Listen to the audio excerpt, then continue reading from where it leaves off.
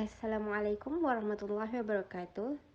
Today, me and my partner are going to present regarding the topic of Control of Rent Act 1966, Act 363. Control of Rent Repeal Act 1987 is an act to repeal the Control of Rent Act 1966 and to provide for transitional provisions. Rent control was governed by the Control of Rent Ordinance 1948 in Malaysia. Then it was followed by the Control of Rent Ordinance 1956, which was repealed by the Control of Rent Act 1966. The Control of Rent Act 1966 was revised in 1988 until being amended in 1997 by the Control of Rent Repeal Act 1997. The Control of Rent Act of 1966 was introduced to govern and control the renting of privately owned buildings within local authority areas that were constructed before 31st January 1948.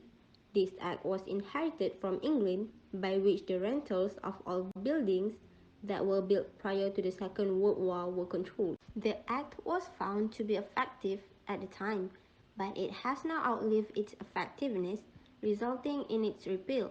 The repeal has resulted a lot of changes to the social fabric and tenancy makeup of properties within the local government areas.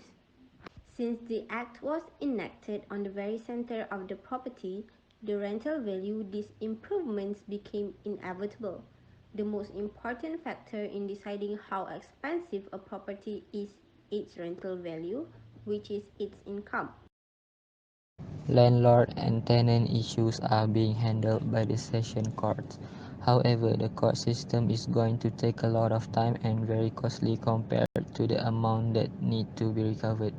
Despite the fact that it seems that landlords have no problems to evict non-paying renters, retrieving overdue rentals is kind of a big issue.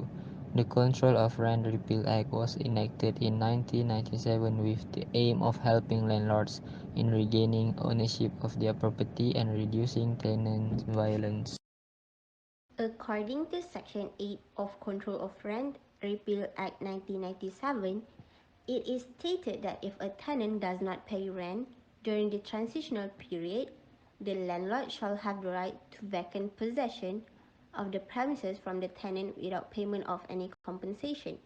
It is also stated in Section 11 of the Control of Rent Act Repeal 1997, where the landlord shall thereafter have the right to vacate possession of the premises from the tenants without payment of any compensation, and be entitled to any rental accrued and remaining unpaid from the tenants upon the date of the expiry of the transitional period.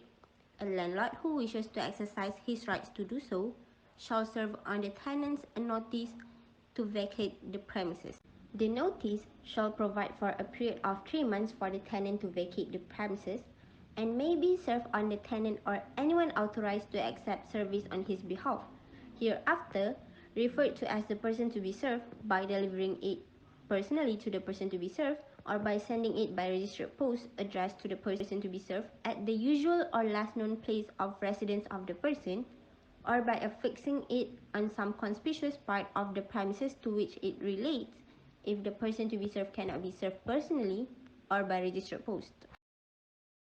The Control of Rent Act has been debated more from the viewpoint of urban conservation and heritage than from the perspective of rental or landlord and tenant.